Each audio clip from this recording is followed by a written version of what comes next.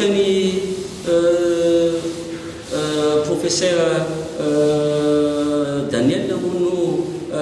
alalantsika azy rehetrarehetra dia tsotra ihany angamba zany zavatra azoko isana momba an'izay zany. Voalohany indrindra aloha ngamba mpanao gazety tsy mbola tsy nanome vaovao avao misy milaza hoe tokony déféré androany izy dia lainga aloha zay tsy mbola nanome instruction dans ce sens zao fa ny enquête no nandeha omaly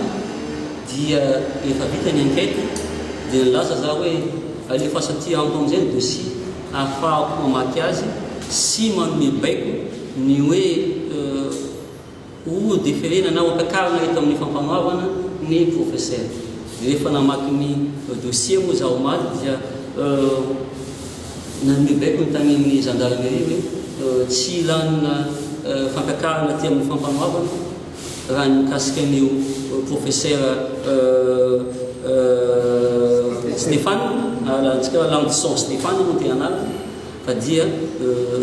mbola itoizana ny fanadihadina dia nanome baiko tamin'ny alina ny lehibe ny fampanoavana fa nasaina nahotsa zany i professeur Stéphane. Oka zavantsika fa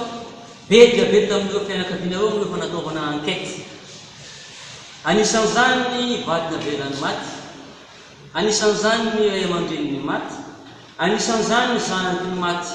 izay 6e année en médecine, anisan'izany sy visa izy ny asotrana rahalany zay nanaovana fanadihadina daholo. Raha misy porofo zay mantsy no mahatonga hoe aleo tsy ao anatin'ny fiporopana anaovantsika ny alina dia raha ny olona atao fanadihadina ao anatin'ny dossier io raha tsy diso angamba zany dia tsy atao ampelantanako dia tsy latsaky ny 900 ny olona natao fanadihadina tsy latsaky ny 900. Zavatra azo resana amitsika kosa tamin'ny folo sasany no navitan'ny asany professeur Stéphane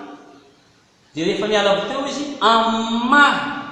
samy tsabo an'izy rahala nandeha hitsidika any docteur Daniel izy paozy nahita ny zavatra rehetra raseho.